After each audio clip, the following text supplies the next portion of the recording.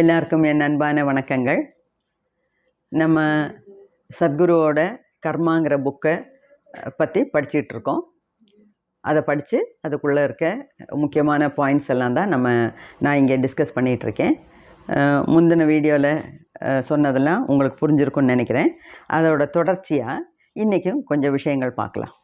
அப்போ போன வீடியோவில் நம்ம நிறுத்தினது வாசனா அப்படிங்கிற ஐட்டத்தை பற்றி பேசிகிட்டு இருக்கும்போது தான் நிறுத்தணும். இந்த வாசனாங்கிறது என்ன? சான்ஸ்கிரிட்டில் வாசனா அப்படிங்கிற வார்த்தைக்கு அர்த்தம் மனம், ஸ்மெல். அதுதான் வாசனை. அப்போது அந்த வாசனையை பற்றியெல்லாம் நம்ம கொஞ்சம் டீட்டெயிலாக பார்த்தோம். இன்னும் 1-2 விஷயங்கள் வாசனையை பற்றி சத்குரு சொல்லியிருக்காரு.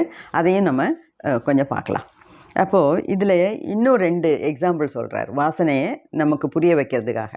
ஒன்று, சத்குருவுக்கு இந்த பாம்புகளோட ரொம்ப இணக்கம் ஜாஸ்தி, ஃப்ரெண்ட்ஷிப் ஜாஸ்தி. பாம்புகளோடையும் ஃப்ரெண்ட்ஷிப் ஜாஸ்தி. நல்ல பாம்பெல்லாம் தோளில் போட்டு நடப்பார். அங்கே சத்குரு இருக்கிற இடத்துல சுற்று வட்டாரத்தில் பாம்பு வந்ததுன்னா எல்லோரும் சத்குருவை தான் வந்து கூப்பிடுவாங்க. சத்குரு போய் லாவகமாக அதை தூக்கி கொண்டே வெளியே போட்டுருவார். அந்த மாதிரி. அப்போது அதே மாதிரி ஒரு தடவை ஒரு நல்ல பாம்பை பிடிச்சிட்டு வந்தார் சத்குரு. யாருக்கும் தெரியாமல் வீட்டில் கொண்டு வந்து அவரோட கட்டில் கடியில் ஒரு டப்பாவில் போட்டு வச்சுருக்கார். பாம்பு வந்து எப்போவுமே இந்த பாக்ஸில் எல்லாம் போட்டு வச்சுறதெல்லாம் பிடிக்காது. அதுக்கு இப்படியே ஊர்ந்து போகணும். அந்த மாதிரி என்ன பண்ணுச்சு, சத்குரு ஒரு நாள் இல்லாதப்போ டக்குன்னு அந்த பாம்பு வெளியே வந்துருச்சு. அந்த பாக்ஸிலேருந்து வெளியே வந்து ஊர்ந்து வெளியே போகுது. அந்த ரூமை விட்டு வெளியே வருது. வீட்டில் சத்குருவோட அப்பாவும் அம்மாவும் இருக்காங்க. அவங்க 2 பேரும் இந்த நல்ல பாம்பு ஊர்ந்து வர்றதை பார்த்து பயந்துட்டாங்க. ஆக்சுவலாக சத்குருவோட அம்மா வீட்டம்மா தான். அவங்க வேலைக்கெல்லாம் போகல. ஆனால் சத்குருவோட அப்பா வந்து டாக்டர். அதான் சத்குரு சொல்லுவார், எங்கள் அப்பா வந்து என்னை வந்து டாக்டர் ஆக்கணும்னு ரொம்ப ஆசைப்பட்டார். எனக்கு அதில் எல்லாம் சுத்தமாக இன்ட்ரெஸ்டே கிடையாது அப்படிம்பார். அப்போது இவங்க 2 பேத்துக்கும் வீட்டில் நல்ல பாம்பை பார்த்தோன்னே ரொம்ப பயம். கத்துன்னு கத்துறாங்க. மற்றவங்களெல்லாம் கூப்பிட்றாங்க. அந்த நேரம் பார்த்து சத்குரு உள்ளே வர்றார். அந்த வெளியே இருக்க சீனை பார்த்தோன்னே அவர் தெரிஞ்சு போச்சு, இதில் ஏதோ தகராறு நடக்குது அப்படின்னு. வந்து பார்த்தா பாம்பு. இவர் கட்டில் கடியில் ஒளிச்சு வச்சுருந்த பாம்பு. சரி நீங்கள்லாம் கவலைப்படாதீங்கன்னு சொல்லி அவர் லாவகமாக பாம்பை எடுத்துகிட்டு போய் வெளியே போடுற மாதிரி மொட்டை மாடியில் கொண்டு போய் வேற ஒரு பாக்ஸில் போட்டு ஒளிச்சு வச்சுருக்கார். இது என்ன பண்ணுச்சு, இந்த பாம்பு கொஞ்ச நாள் ஆனோன்னே சத்குரு இல்லாத டைம் பார்த்து அது பாட்டுக்கு வெளியே இறங்கி ஊர்ந்து போயிடுச்சு. அது இங்கே ஊர்ந்து வீட்டுக்கு முன்னாடி போய் நின்னது. அதை பார்த்துட்டு எல்லோரும் அலற ஆரம்பிச்சிட்டாங்க. அப்போவும் சத்குருவோட அப்பா அம்மாலாம் இருக்காங்க. சுற்றி உள்ளவங்களையெல்லாம் கூப்பிட்டு எல்லாருமா டென்ஷனில் இருக்காங்க. கத்துன்னு கத்துறாங்க பயத்தில். அப்போ பார்த்து சத்குரு வர்றார். வந்தப்போ திருப்பியும் அவருக்கு புரிஞ்சு போச்சு. லாவகமாக அதை எடுத்து வெளியே கொண்டு போகிற மாதிரி வேற எங்கேயோ கொண்டு போய் ஒளிச்சு வச்சுக்கிறார். இதில் என்ன சொல்கிறாருன்னா, எனக்கும் பாம்புக்கும் ஜென்மமாக தொடர்பு இருக்குது. அதாவது இந்த பாம்பு, எஸ்பெஷலி நல்ல பாம்பு, கோப்ரா, நல்ல பாம்பை எனக்கு பயம்லாம் கிடையாது. எனக்கு வந்து ரொம்ப பிடிக்கும். பாம்புன்னா எனக்கு ரொம்ப பிடிக்கும். ஏன்னா அந்த பாம்பை பிடிக்கிறதுக்கு, அதாவது பிடிக்கணும்னா கையால் பிடிக்கிறது இல்லை, மனசால் அதை பாம்பை நேசிக்கக்கூடிய வாசனை என்னோட பழைய ஜென்மத்தில் என்னமோ நடந்திருக்கு. அதில் அந்த வாசனை இருக்குது. அதனால தான் எனக்கு பாம்பை பார்க்கும்போது பயம் கிடையாது. ஒரு ஃப்ரெண்டாக தான் பார்ப்பேன். அதே சமயத்தில் எங்கள் அம்மாவுக்கும் அப்பாவுக்கும் அந்த பாம்பை ஃப்ரெண்டாக பார்க்க முடியல. அவங்க பயப்படுறாங்க, அதனால கத்துறாங்க. அதே சமயத்தில் எனக்கு எந்த பாம்பை பார்த்தாலும், நல்ல பாம்பாக இருந்தாலும் சரி, மலை பாம்பானாலும் சரி, எந்த பாம்பை பார்த்தாலும் எனக்கு பயமே கிடையாது. ஏன்னா எனக்கு உள்ள வாசனை அந்த மாதிரி அப்படிங்கிறார். அது மட்டும் இல்லை, சத்குரு என்ன சொல்கிறாருன்னா, இந்த யோகிஸ்னால் நம்மளை மாதிரி மெடிடேஷன் பண்ணுறவங்க, யோகினிஸ், இவங்களுக்கெல்லாம் இந்த சாதனை பண்ணி எப்போவுமே நமக்கு கொஞ்சம் எனர்ஜி லெவல் ஜாஸ்தியாக இருக்கும். எனர்ஜி லெவல்னால் ப்ராணிக் பாடி கொஞ்சம் ஸ்ட்ராங்காக இருக்கும். அப்போது அந்த ப்ராணிக் பாடியில் எனர்ஜி நமக்கு ஜாஸ்தி இருக்கும்ல. இந்த பாம்புக்கும் அந்த ஹை எனர்ஜி லெவல் இருக்குமா. வேறொரு விஷயம் சொல்லியிருக்காரு, இந்த இந்த ஜென்மத்தில் இப்போ சத்குரு வந்து முதல்ல எல்லாம் இந்த ஈஷா யோகா சென்டர் ஆரம்பிக்கிறது முன்னாடி மைசூரில் இருந்தார். அப்போ மைசூரில் வந்து அவருக்கு நிறைய பிஸ்னஸ் எல்லாம் பண்ணியிருக்காரு, நிறைய பணமும் பண்ணியிருக்காரு. அதில் ஒன்று தான் இந்த இந்த பட்டு நூல் தயாரிக்கிற கம்பெனி. சாரி, அந்த பட்டு நூல் தயாரிக்கிற கம்பெனி இவரே போட்டு ஆரம்பித்து ஒரு பார்ட்னரோடு சேர்ந்து பிஸ்னஸ் பண்ணுறார். அப்போது அந்த பார்ட்னர் வந்து மத்தியானம் தான் வருவார்.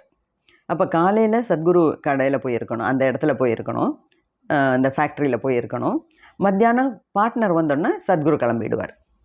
அப்போது சத்குரு கிளம்புறதுனா நேராக பைக் எடுத்துகிட்டு மைசூரில் சாமுண்டி ஹில்ஸில் மேலே ஒரு இடத்துக்கு போய் அங்கே ஒரு இடம் கண்டுபிடிச்சி வச்சுருக்கார், ஒரு மரத்துக்கு அடியில், ஒரு பாறையில்.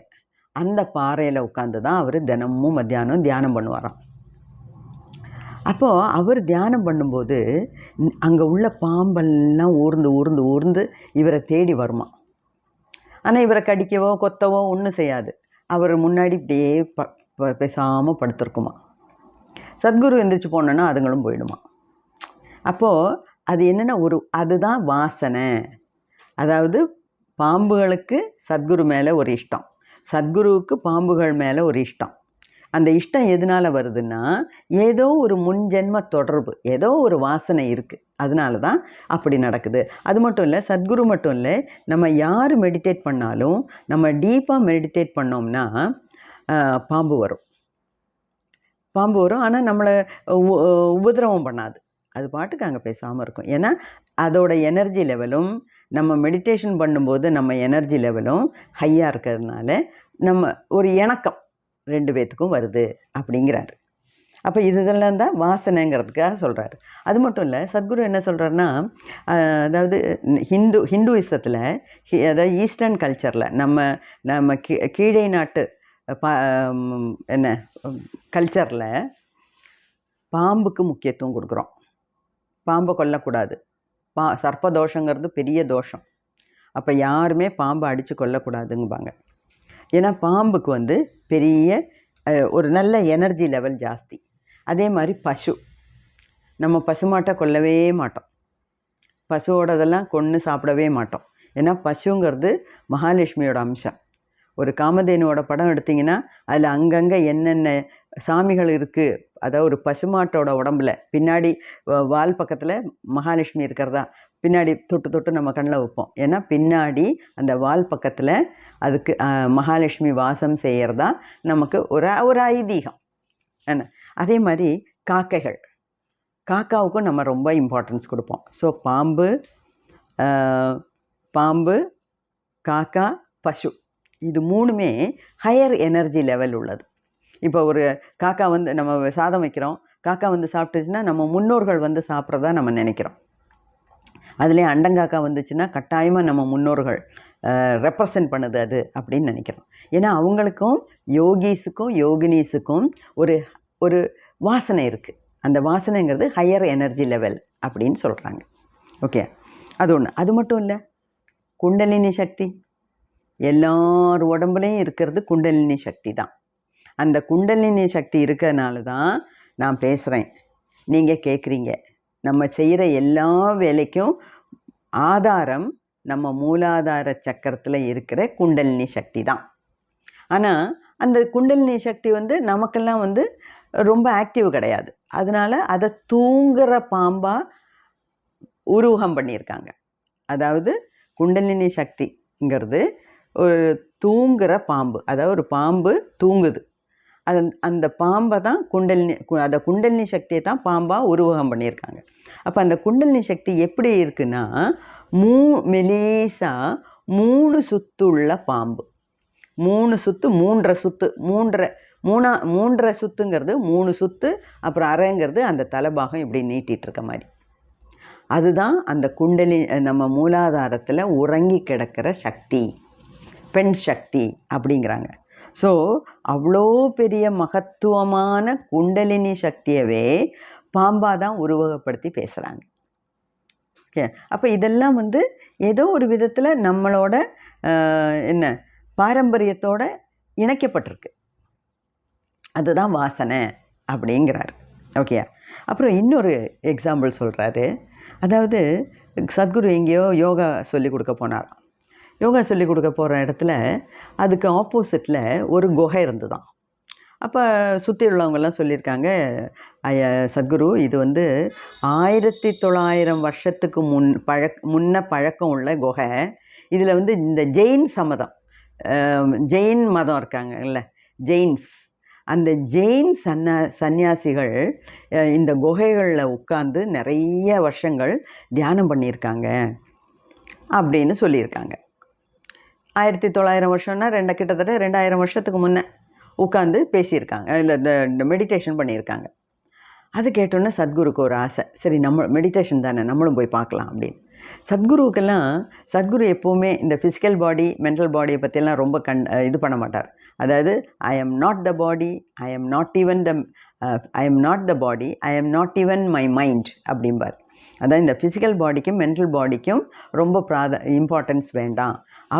சத்குரு எப்போ சொல்கிறதும் இந்த பிராணிக் பாடி, எனர்ஜி பாடியில் உள்ள எனர்ஜியை நீங்கள் ஹை லெவலில் வச்சுக்கோங்க. அதுக்காக தான் யோகா பண்ணணும், மெடிடேஷன் பண்ணணும், மற்ற சாதனைகள்லாம் பண்ணணும் அப்படின்னு சொல்கிறது. ஓகே, அப்போது இந்த சத்குருவுக்கு மெடிடேஷன்லாம் நிறைய பண்ணி அவர் வந்து ஒரு முக்காலமும் உணர்ந்த ஞானி. அவருக்கு நிறைய விஷயம், அவருக்கு 3ஆம் கண்ணெல்லாம் நெற்றி கண்ணெல்லாம் ஆக்டிவேட் ஆகிருக்கு. அதனால் ஒரு ஆளை பார்க்கும்போது அந்த ஆள் எவ்வளோ தூரம், எவ்வளோ பாசிட்டிவ் கர்மா இருக்குது, எவ்வளோ நெகட்டிவ் கர்மா இருக்குது, எப்படிப்பட்ட ஆளுன்னு பார்த்த மாத்திரத்திலே அவர் எடை போட்டுருவார். வெளியே சொல்ல மாட்டார், ஆனால் எடை போட்டுருவார். அதுக்குண்டான கெப்பாசிட்டி அவருக்கு மெடிடேஷன் பண்ணி கிடச்சிருக்கு. ஓகே, அப்போது அவருக்கு ஆசை, அந்த குகையில் நம்மளும் போய் பார்க்கலாமேன்னு சொல்லி சாயங்காலமாக அந்த குகையில் போய் உட்காந்துருக்கார். அந்த குகையில் வந்து கருங்கல்லாலான குகை, ஆனால் அதில் கொஞ்சம் பள்ளமாக இருக்குது. அந்த ஒவ்வொரு பள்ளத்துக்குள்ளே இருந்தால் ஒவ்வொரு சன்னியாசிமார் உட்காந்து தியானம் பண்ணுவாங்க, அந்த குகையிலே சுருண்டு படுத்துக்குவாங்க. அந்த மாதிரி குகைனா நம்ம 6 அடி உயரத்துக்கு அப்படியே நேராக நடந்து போகிறது இல்லை, உட்காந்து போகணும், இல்லைன்னா தவழ்ந்து போகணும், அந்த மாதிரி தான் குகைகள். ஓகே, நார்த் இந்தியாவில் மகாவதார் பாபாஜியோட கேவ்ஸ் எல்லாம் இருக்கு இல்லையா, வசிஷ்டம் குகை, அந்த மாதிரி நிறைய குகைகள் இருக்கு இல்லையா, அந்த மாதிரி. அப்போது சத்குரு போய் உட்கார்ந்த உடனே அவர் மெடிடேட் பண்ண ஆரம்பித்தோடனே அவரோட அந்த இடத்தோட எனர்ஜி லெவல் அவருக்கு நல்லா புரியுது. அப்போது வெளியே வந்துட்டு சொல்கிறாரு ஃப்ரெண்ட்ஸுக்கிட்ட எல்லாம், கூட வந்தவங்கள்ட்ட, நான் நைட்டு பூரா அங்கே உட்காந்து தியானம் பண்ண போகிறேன் அப்படின்னு. சரி, சத்குரு சொன்னால் அதுக்கப்புறம் அப்பீல் கிடையாது. அங்கே உட்காந்து நைட்டு ஃபுல்லாக தியானம் பண்ணுறாரு. தியானம் பண்ணும்போது அவர் எந்த கொஞ்சம் குழிவான இடத்துல படுத்திருந்தாரோ, உட்காந்து தியானம் பண்ணுறாரோ, அந்த இடத்துல உட்காந்து தியானம் பண்ண ஜெயின் சந்நியாசியை பற்றின முழு விவரமும் சத்குருவுக்கு புரியுது. அந்த சந்நியாசி ஒரு கால் இல்லாதவராம். அவ்வளோ தூரம் சத்குருவுக்கு அந்த சந்நியாசியை பற்றி புரியுதுன்னா, அப்போ அந்த சந்நியாசி அங்கே விட்டு போன எனர்ஜி சக்தி அவ்வளோ அந்த குகை முழுக்க நிறைஞ்சிருக்கான். அதுவும் ஒரு சன்னியாசி இல்லை, நிறைய சன்னியாசிமார் அங்கே உட்காந்து கூட்டாக தியானம் பண்ணியிருக்காங்க. அப்போ அதனால் அந்த குகை மொத்தமும் அவ்வளோ பவர்ஃபுல்லாக இருக்கான். அப்போ சத்குரு என்ன சொல்கிறாரு, இந்த மாதிரியெல்லாம் குகையில் உட்காந்து தியானம் பண்ணி அந்த எனர்ஜியை நமக்காக அவங்க விட்டு வச்சிட்ருக்காங்க, நமக்காக விட்டு வச்சுட்டு போயிருக்காங்க. அப்போ நம்ம என்ன பண்ணணும், நம்மளும் அந்த மாதிரி இடங்களை தேடி கண்டுபிடிச்சி போய் நம்ம அங்கே உட்காந்து தியானம் பண்ணணும். அந்த எனர்ஜியை நமக்கு எடுக்கிறதுக்கு, அக்செப்ட் பண்ணிக்கிறதுக்கு தெரியணும் அப்படின்னு சொல்கிறார். அது ஒரு விஷயம். அப்புறம் இதோட ஃபஸ்ட்டு சாப்டர் முடிஞ்சிடுச்சு. ஃபஸ்ட்டு சாப்டரில் எல்லா சாப்டர்லேயும் கடைசியில் ஒரு சின்ன சாதனா அப்படின்னு ஒரு இது கொடுக்குறாரு. இதில் இந்த ஃபஸ்ட்டு சாப்டர் சாதனை என்னென்னா, அவர் என்ன சொல்கிறாருன்னா, கம்பல்சிவ்னஸ் டு கான்ஷியஸ்னஸ். கம்பல்சிவ்னஸ்னால் என்ன?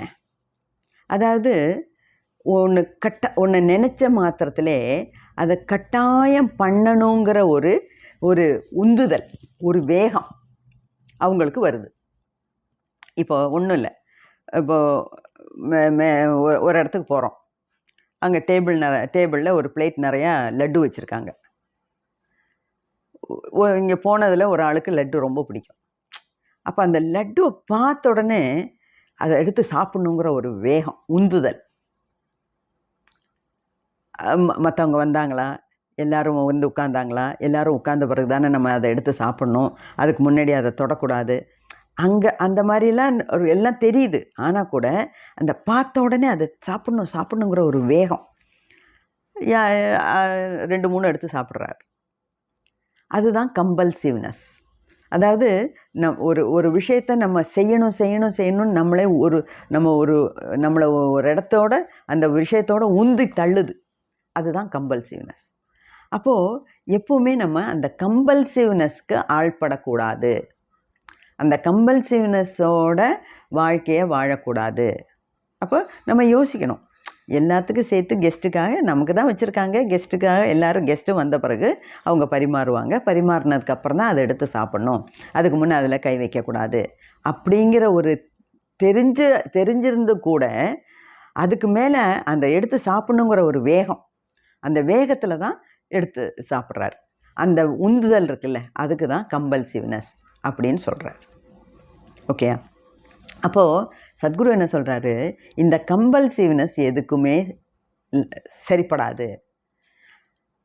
சிலவங்களுக்கு இப்போ சிக்கன் பிரியாணி பார்த்தோன்னே சாப்பிட்ணுங்கிற ஒரு வேகம், கண்ட்ரோலே கிடையாது. அதை முதல்ல போட்டு சாப்பிட்ணும். இப்போ நம்ம வீட்டிலே கூட நிறைய பேர் இருக்காங்க அந்த மாதிரி. அதாவது ஒரு நல்ல ஒரு பக்ஷணம், இப்போ சண்டே ஏதோ ஒரு ஸ்பெஷல் பண்ணினோம், சிலவங்க இருக்காங்க பண்ணும்போதே சாப்பிடுவாங்க. சில லேடிஸு அந்த அந்த பதார்த்தம் பண்ணிகிட்டு இருக்கும்போதே எடுத்து போட்டு சாப்பிடுவாங்க. சிலவங்க மேசையில் கொண்டு வைக்கும்போதே ஒரு ஆள் வந்து உட்காந்து இன்றைக்கி இதுவா எனக்கு ரொம்ப பிடிக்கும், போட்டு தட்டில் போட்டு சாப்பிட்றேன். இந்த மாதிரி சின்ன சின்ன விஷயத்துலேருந்து பெரிய பெரிய விஷயங்கள் வரைக்கும் இந்த கம்பல்சிவ்னஸ் இருக்குது. அப்போ சத்குரு என்ன சொல்கிறாரு, இந்த மாதிரி கம்பல்சிவ்னஸ் இருக்கவங்க என்ன பண்ணணும்னா, அதை பார்க்கும்போதே ஒரு 2-3 நிமிஷமாவது, ஒரு 5 நிமிஷமாவது அதை தொடாமல் தள்ளி உட்காந்து அதை பார்த்துக்கிட்டு இருக்கணும். அதாவது வெயிட் பண்ணு, நம்ம சாப்பிட்லாம் அப்படின்னு மனசுக்கிட்ட சொல்லணும். இந்த மனசு தானே நம்மளை உந்தி தள்ளுது. அப்போ ஒரு 2 நிமிஷம் 3 நிமிஷம் நம்ம மனசார நினச்சி, இப்போதைக்கு நான் சாப்பிட போகிறதில்ல, எல்லோரும் வரட்டும், அதுக்கப்புறம் தான் நான் அதை தொடுவேன், அதுக்கு முன்னே அதில் கை வைக்க மாட்டேன் அப்படின்னு ஒரு சின்ன சங்கல்பம் எடுத்துக்கோ. அப்போ நாளாக ஆக இந்த பார்த்தோன்னே எடுத்து சாப்பிட்ணுங்கிற வேகம் வராது அப்படின்னு சொல்கிறார். அது ஒரு பாயிண்ட்டு, நல்ல பாயிண்ட்டு தாங்க. நம்ம வந்து பெரிய பெரிய சாதனைகள்லாம் பண்ணி சாதித்து காமிக்கிறத விட இந்த வீட்டில் சின்ன சின்ன விஷயங்களில் நம்ம இது தொடங்கலாம். அதே மாதிரி சாப்பிட்ற விஷயத்தில் மட்டும் இல்லை, சிலவங்களுக்கு ஒன்று சொல்லணுன்னா சொன்னால் தான் அடங்குவாங்க, சொன்னால் தான் அன்றைக்கி தூக்கம் வரும், இல்லைன்னா மண்டையே வெடித்து போயிடும். இப்போ சிலவங்க நம்ம போய் யார்கிட்டையாவது ஒரு சீக்ரெட் சொல்கிறோம், இதை வந்து யார்கிட்டையும் சொல்லாத அப்படின்னு, நான் சொல்ல மாட்டேன் அப்படின்னு சொல்லி இவங்க போகிறதுக்காக காத்துட்ருப்பாங்க. யார்கிட்ட போய் இப்போ சொல்லலாம், யார்கிட்ட கூப்பிட்டு சொல்லலாம், யார்கிட்ட ஃபோன் பண்ணி சொல்லலாம், யாரை பார்த்து சொல்லலாம், அப்படியே அவங்களுக்கு அப்படியே பரபரன்னு இருக்கும். அதுதான் கம்பல்சிவ்னஸ். சொல்லாட்டினா தலை வெடிச்சிடும். அதுதான் கம்பல்சிவ்னஸ். அப்போது இந்த கம்பல்சிவ்னஸ்லேருந்து கான்ஷியஸ்னஸ்க்கு வரணும். கான்ஷியஸ்னஸ்னால் என்ன?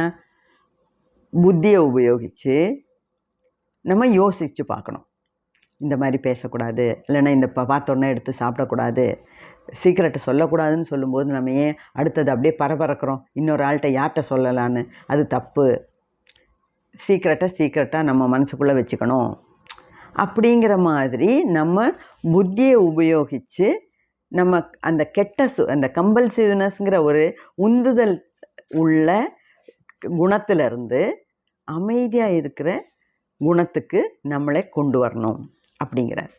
இப்போது இந்த கோயம்புத்தூரில் ஈஷா யோகா சென்டர் இருக்குல்ல, அங்கெல்லாம் நான் அடிக்கடி போவேன். முதல்ல 1-2 தடவை நாங்கள் ஃபேமிலியாக போனோம். அதுக்கப்புறம் நானே காட்டேஜ் புக் பண்ணி, ஆன்லைனில் காட்டேஜ் புக் பண்ணி நானே அங்கே போவேன். 3 நாள் 5 நாள் தங்குவேன். மெடிடேஷன்லாம் பண்ணிவிட்டு தியான லிங்கத்துக்குள்ளெல்லாம் போயிட்டு லிங்க பைரவி கோயிலில் எல்லாம் போய் அப்படியே சுற்றின்னு அங்கே எல்லாம் நின்று நல்லா நிம்மதியாக தியானம்லாம் பண்ணிவிட்டு என்ஜாய் பண்ணிட்டு வருவேன். அப்போது அங்கே உள்ளவங்களுக்கு, தங்குறவங்களுக்கு 2 வேளை தான் சாப்பாடு. காலையில் 10 மணிக்கு, நைட்டு 7 மணிக்கு. இங்கே 7 மணிக்கு இப்போ ஒரு 300-400 பேர் அட்டை ஸ்ட்ரெச்சு சாப்பிட்றதுக்கு இருப்பாங்கன்னு வச்சுக்கோங்களேன். அந்த 400 பேரும் நம்ம தட்டை எடுத்துன்னு போய் அங்கே வைக்கணும். தண்ணி நம்மளே எடுத்துன்னு போய் வைக்கணும். சாப்பாடு பரிமாறுவாங்க. ஒவ்வொன்றா வரும். நல்ல சாப்பாடு தான். நான் இந்த மசாலா போட்டு பிரியாணி அந்த மாதிரி எல்லாம் கிடையாது. நம்ம உடம்புக்கு நல்லதான பேலன்ஸ்டு சாப்பாடு தான் கொடுக்குறாங்க. நல்ல சாப்பாடு தான். ஆனால் சாதம் போட்டு குழம்பு ஊற்றி சைட் டிஷ் எல்லாம் வச்சு எல்லாருக்கும் பரிமாறினதுக்கப்புறம் தான் நம்ம சாப்பிட ஆரம்பிக்கணும். அது மட்டும் இல்லை, எல்லாருக்கும் பரிமாறினதுக்கப்புறம் ஒரு பிரார்த்தனை உண்டு. அங்கேயே உள்ளவங்க அந்த பிரார்த்தனை ஆரம்பிப்பாங்க. நம்ம அதை சேர்த்து சொல்லலாம். அந்த மாதிரி அந்த பிரார்த்தனையை பண்ணதுக்கு அப்புறம்தான் நம்ம சாப்பாட்டில் கை வைக்கணும். அப்போ வயிறு சில சமயம் நமக்கு நல்லா பசிக்கும், பயங்கரமாக பசிக்கும். ஆனால் கூட அதில் கையே வைக்கக்கூடாது. அப்படி இருந்தால் தான் அந்த கம்பல்சிவ்னஸ்ஸு மாறி நம்ம கான்ஷியஸாக சரி இப்போ தான் ப்ரேயர் சொன்னோம், ப்ரேயர் சொன்னதுக்கப்புறம் தான் சாப்பிட்ணும், எல்லோரும் சாப்பிட ஆரம்பிச்சிட்டாங்க, நானும் சாப்பிட்றேன் அப்படிங்கிற ஒரு அவேர்னஸோடு சாப்பிட்ணும். இது ஒரு சின்ன ஒரு ப்ராக்டிஸாக செய்ய சொல்கிறார். அது பேச்சிலையாக இருந்தாலும் சரி, நல்லது சொன்னாலும் சரி, சீக்ரெட்டை ஷேர் பண்ணாலும் சரி, சண்டை போட்டாலும் சரி, ஆர்கியூ பண்ணாலும் சரி, சாப்பாட்டில் வேகம் காமிச்சாலும் சரி, எதுலையாக இருந்தாலும் இந்த வேகம்ங்கிறது நல்லதில்லை, அதிவேகம் நல்லதில்லை. அப்போ இந்த அதிவேகம் உள்ளவங்கள்லாம் கொஞ்சம் மட்டுப்படுறது, வேகத்தை குறைக்கிறதுக்கு, வேகத்தை மட்டுப்படுறதுக்காக ஒரு 3 நிமிஷம் அதை பார்த்துட்டே பேசாமல் உட்காந்துருங்க அப்படிங்கிறார். அந்த மாதிரி பார்த்து பேசாமல் இருக்கும்போதே நம்ம மனசுக்கு சொல்லணும், அவசரப்படாத, எல்லோரும் பரிமாறினதுக்கப்புறம் பிரார்த்தனை பண்ணதுக்கப்புறம் தான் நமக்கு சாப்பாடு, பேசாமல் இரு. அப்போ கையில் ஒன்று கூட அதை தொட்டு கூட நம்ம சிலவங்க இந்த கல்யாணத்துக்கெல்லாம் பரிமாறும்போது முதல்ல எல்லாம் நம்ம உட்கார்ந்ததுக்கப்புறம் தான் சாதம் போடுவாங்க. அப்போ போய் சாதம் போடுறதுக்கு முன்னே இருக்கிற கறியெல்லாம் சாப்பிட்ருவாங்க. அது கல்யாணத்துலங்கும் போது அப்படி சாப்பிட்றாங்க. அதுதான் சொல்கிறேன், சாப்பாடை பார்த்தோன்னே வேகம் கூடாது. அதுதான் ஒரு சின்ன சாதனையாக பண்ணுங்க அப்படிங்கிறார். ஸோ இதோட ஃபஸ்ட்டு சாப்டர் முடிஞ்சு போச்சு. 2வது சாப்டருங்கிறது வோலிஷன் அப்படிங்கிறார். அதுதான் அந்த சாப்டரோட ஹெட்டிங். இந்த வோலிஷன் அது டேகில் போடுறேன் அந்த வார்த்தை, VOLITION, வோலிஷன். இந்த வோலிஷன்ங்கிறபோது த பவர் ஆஃப் சூஸிங். இந்த பவர் ஆஃப் சூஸிங்னா என்ன? அதாவது ஒரு விஷயத்தை நம்ம செலக்ட் பண்ணுறதுக்கு உண்டான இது என்ன, கெப்பாசிட்டி, பவர். அதாவது ஒன்று செய்யணுமா செய்ய வேண்டாமா அப்படின்னு நம்மளால் தீர்மானிக்கக்கூடிய ஒரு கெப்பாசிட்டி. அதாவது ஒரு விஷயம் செய்யணுமா செய்யக்கூடாதா, ஒரு கர்மா, ஒரு ஆக்ஷன் ஒன்று நம்ம செய்ய போகிறோம், அது நமக்கு இப்போ செய்கிறது நல்லதா நல்லது இல்லையா அப்படின்னு நம்மளால் யோசித்து பார்க்குற சக்தி, அதைத்தான் த பவர் ஆஃப் சூஸிங் இல்லைன்னா வோலிஷன் அப்படிங்கிறார். சத்குரு என்ன சொல்கிறேன்னா, இந்த power of choosing lifelong நம்ம கூட இருக்குது. அதாவது இப்போ ஒருத்தவங்க ஒன்று சொல்கிறாங்க, அது மாதிரி செய்யணுமா வேண்டாமான்னு நமக்கு நிச்சயம் பண்ணுறதுக்குண்டான, தீர்மானம் பண்ணுறதுக்குண்டான பவர் நமக்குள்ளே இருக்குது. ஒருத்தர் ஒன்று சொல்லுவாங்க, இன்னொருத்தவங்க இன்னொன்று சொல்லுவாங்க, 3வது ஆள் 3வது சொல்லுவாங்க.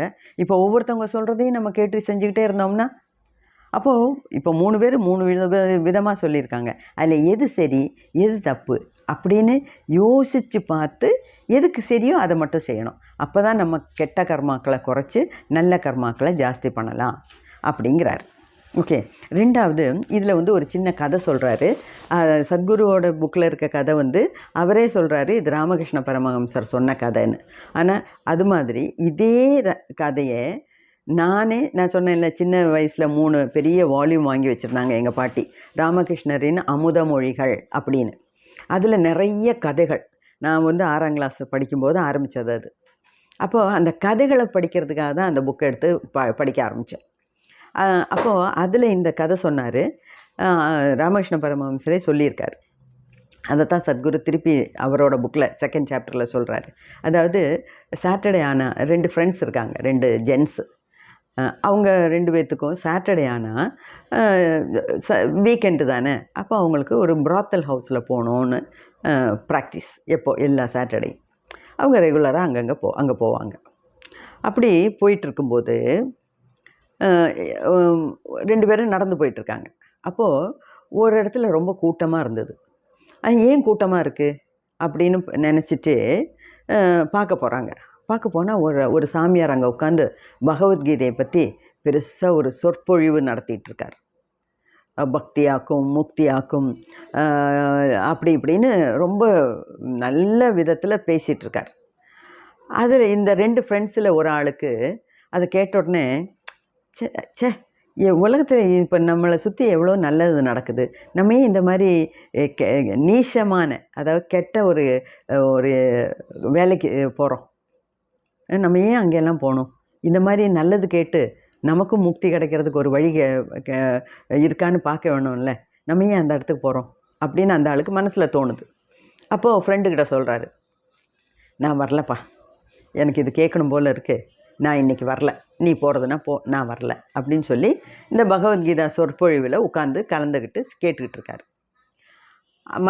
அந்த இன்னொரு ஃப்ரெண்டு, சரி நீ கேளு, எனக்கு இதெல்லாம் தேவையில்லை அப்படின்னு சொல்லி நேராக ஆஸ் யூஷுவல் எப்பவும் போல் பிராத்தல் ஹவுஸ்க்கு போகிறாரு. போயிட்டு அப்படி அங்கே இருக்கார்.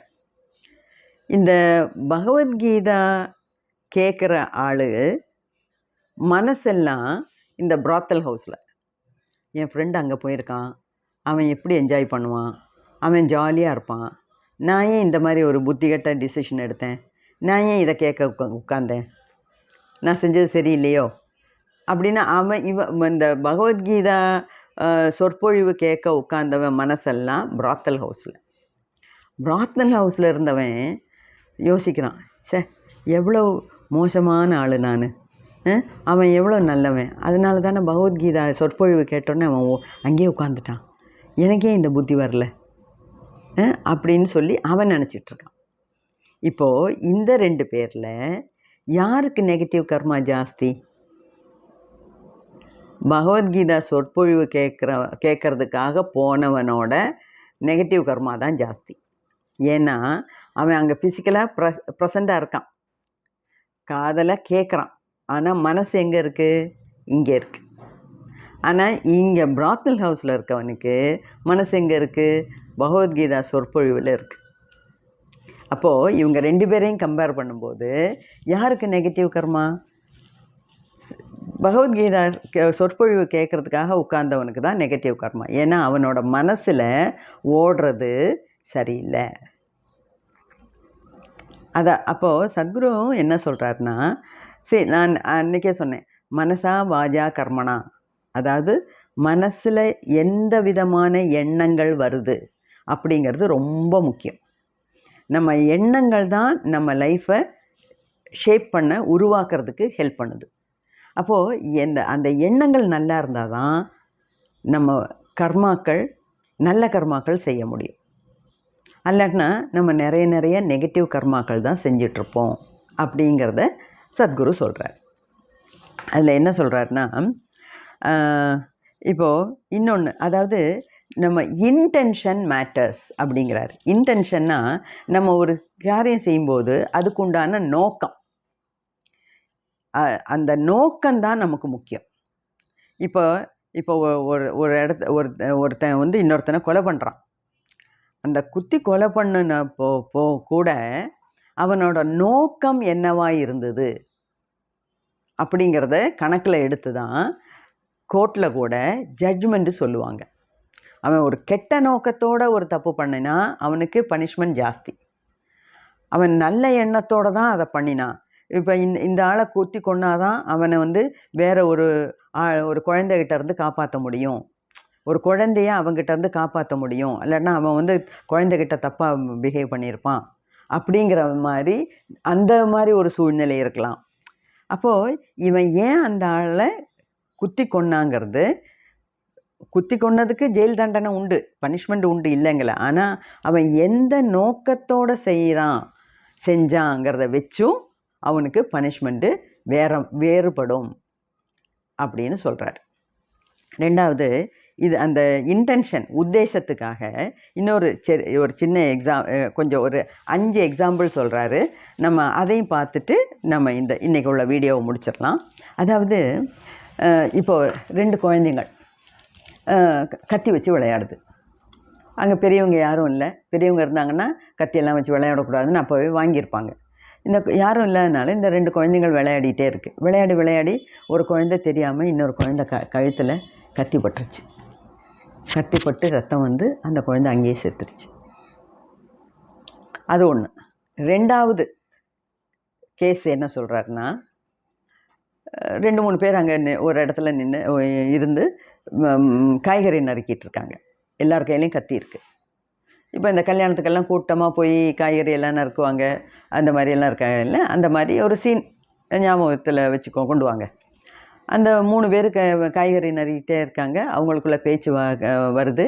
பேச்சு வந்து ஆர்கியூமெண்ட்டாக போகுது, சூடு பறக்குது, ரொம்ப ஹாட்டாக பேசுகிறாங்க.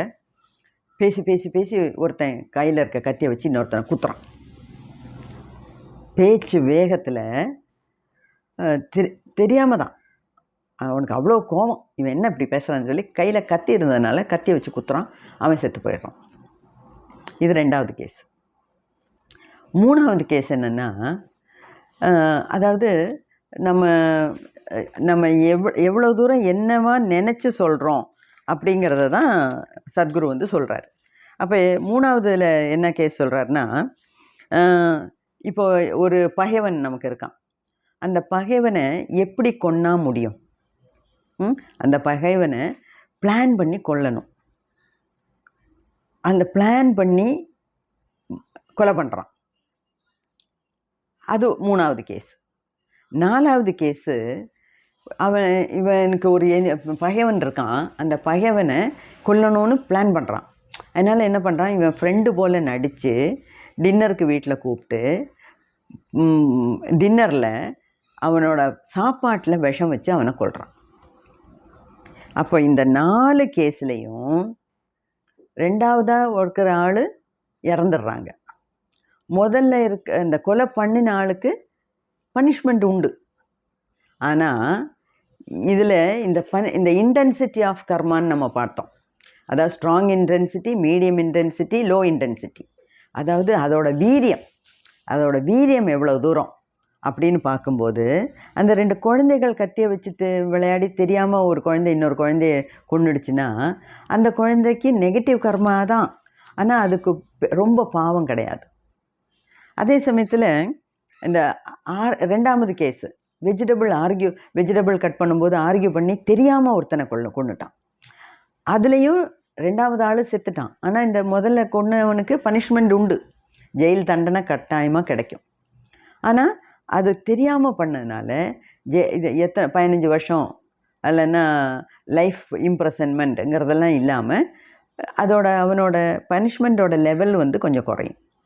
3வது, வேணும்னே அவனோட பகைவனை பிளான் பண்ணி அவனை குத்தி கொள்றான்ல, அவனுக்கு பனிஷ்மெண்ட் ஜாஸ்தி.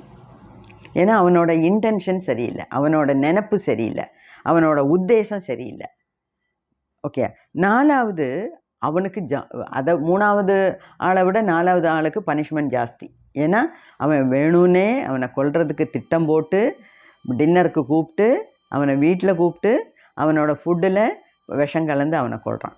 அவனுக்கு எந்த விமோசனமும் கிடையாது, அவனுக்கு பனிஷ்மெண்ட்டும் ஜாஸ்தி.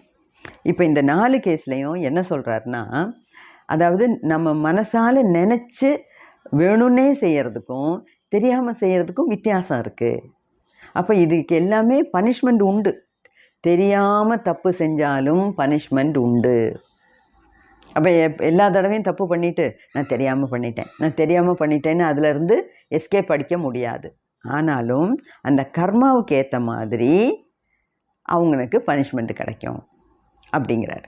இதில் இந்த 4 பேர்த்தில் விட 5வது ஒரு கேஸ் சொல்கிறார். 5வது கேஸ் என்ன சொல்கிறாருன்னா, இந்த 4 பேரை விட மோசமான ஒரு கேஸு தான் 5வது கேஸ். அது என்னன்னா, அவனுக்கு ஒருத்தனை பிடிக்கல, ஒரு ஆளுக்கு இன்னொருத்தனை பிடிக்கல. அவனை பற்றி தினமும் அவன் மனசுக்குள்ளே நினச்சி அவனை பற்றி நெகட்டிவாக நினச்சி மனசுக்குள்ளே போட்டு புழுங்கி, அதாவது அவன் நாசமாக போட்டோம், அவன் நல்லாவே இருக்க மாட்டான், அந்த மாதிரி கெட்ட வார்த்தைகள்லாம் சொல்லி மனசால் இவனை சபிச்சுக்கிட்டே இருக்கான். அப்போது அந்த சபிக்கப்படுறவன் சாகலை. இந்த ஃபஸ்ட்டு 4 கேஸில் 2வது ஒருத்தன் கொல்லப்படுறான். ஆனால் இந்த 5வது கேஸில் யாரை சபிக்கிறானோ அவன் வந்து சாகலை, அவன் கொல்லப்படலை. அதே சமயத்தில் அவனுக்கு என்ன ஆகுது, இந்த மனசில் நினச்சி சபிச்சுக்கிட்டே இருக்கான்ல, அவனுக்கு தான் மேக்ஸிமம் பனிஷ்மெண்ட், அவனுக்கு தான் ஏகப்பட்ட கர்மா, நெகட்டிவ் கர்மா. ஏன்னா அவனோட திங்கிங் சரியில்லை, அவனோட மனசிலிருந்து வர எண்ணங்கள் சுத்தமாக சரியில்லை. அப்போ ஒரு ஆளை ஃபிசிக்கலாக கொல்றதை விட மகா மோசமான பனிஷ்மெண்ட்டு நமக்கு கிடைக்கும். எப்போ? ஜெயிலுக்கு போக வேண்டாம். அதே சமயத்தில் அவனோட பாவம் அவனையே கொல்லும், அவனோட மனசாட்சியே அவனை கொல்லும். ஏன்னா அவ்வளோ மோசமானது நம்ம உத்தேசம் சரியில்லாட்டினா, நம்ம எண்ணம் உத்தேசம் சரியில்லாட்டினா நமக்கு நிறைய நெகட்டிவ் கர்மா நம்மளை வந்து சேரும் அப்படின்னு சொல்கிறார். ஓகே, அப்போ இது வரைக்கும் போகிறோம். இனி உள்ளது அடுத்த வீடியோவில் பார்க்கலாம். நன்றி, நமஸ்காரம்.